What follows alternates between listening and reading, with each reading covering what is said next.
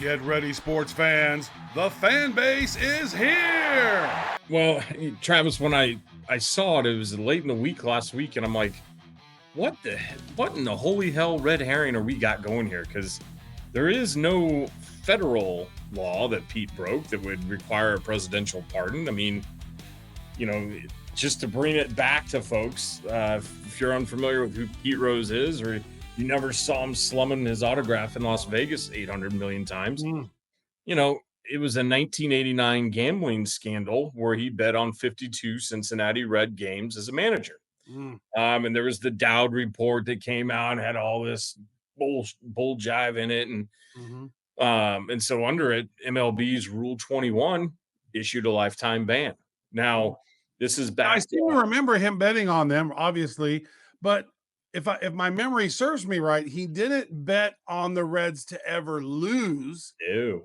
He thought they were going to win every time. So to me, that was kind of a different thing. Hey, Moser, what was your take on all of this? Well, actually, that's an interesting point, because if it was football, like football where you play once a week, yeah, he always bet on them to win. How is that bad? But with baseball being every day, when you throw all your resources, we have to win this game because I bet on this game. Well, now the rest of the series, maybe you threw all of your relief pitchers in that game, so you made sure you won this game at the integrity of the other two games. That's how it was explained to me, because I brought that up. Well, he always bet for them. That's a really good point there, Steve.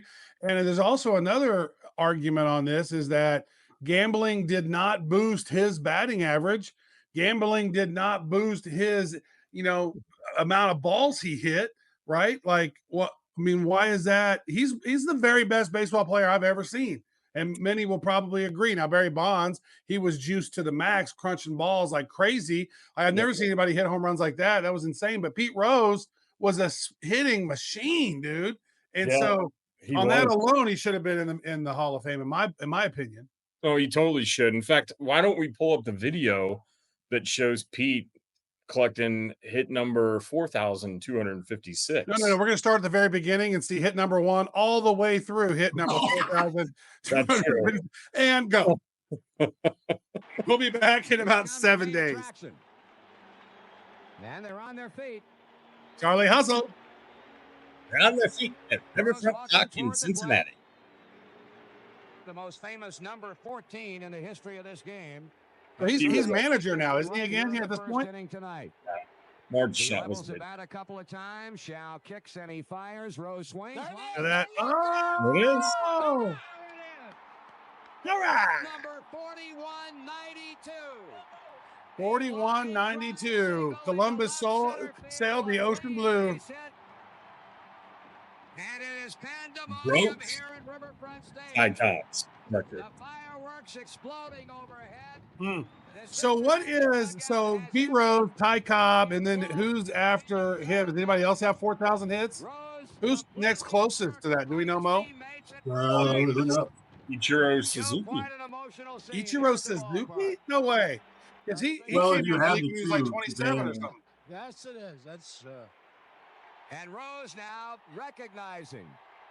He got a Corvette. Affection from the standing room only crowd as he turns a complete circle, waving and doffing his batting helmet to the crowd.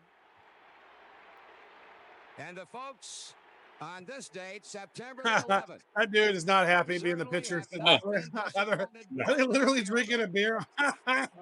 That's a different era right there. Wow. Look at that 4-bit graphics on the stadium scoreboard. 1985. Well, an outstanding show. I'll tell you what, there's never been a hometown athlete more loved by the residents, the natives of that than Joe Burrow. Is loved by the people of Cincinnati, Ohio.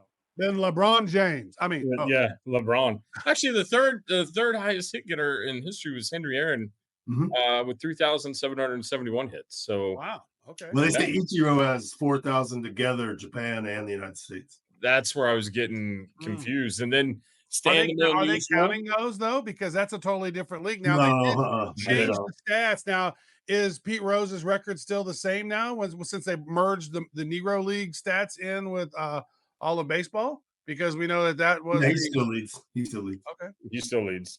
It's Rose, Cobb, Hank Aaron, Stan Musial, and then Trice speaker rounds it out with 3,500 plus hits. So, here's the reality, in my opinion. Did Pete Rose bet on baseball? Sure. He bet on the Reds to win.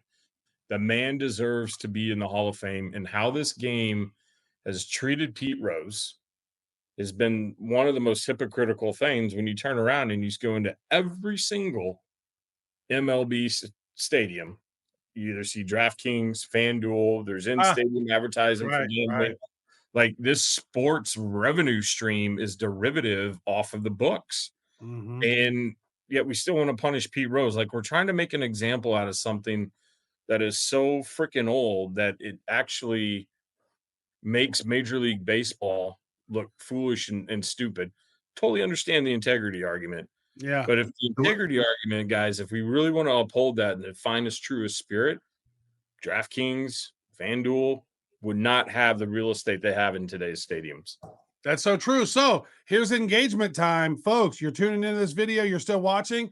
Leave a comment down below. Do we want Cooperstown to allow Pete Rose in? Or is it going to just be the Hall of Rules? And what rules? I mean, and if we let Pete Rose in, should we let Barry Bonds in? Should we let A-Rod in? Should we let Roger Clemens in? Like, I mean, I think a lot of those guys kept an interest in baseball. I would have a separate wing, like you mentioned, just say, these guys have the statistics to be Hall of Famers. However, they, also provide the information. They did bad stuff. So Hall of Asterisks. This is our Hall of Asterisks or Hall of Shithead with dumb things. Right, the Hall of Shame. Really good ball players. It'd be like at Chapels, that back room. Like, you can go back there if you want. Those are the guys that did some shady shit, Let's back with the old Chicago Black Sox and the betting scandal. Mm-hmm. John, well, there you go. There you go. Pete Rose, he dead now, so they might as well let him in because that took away his joy. He really wanted to get in while he was alive. He's dead now, so might as well let him in or not. Leave a comment and we'll respond.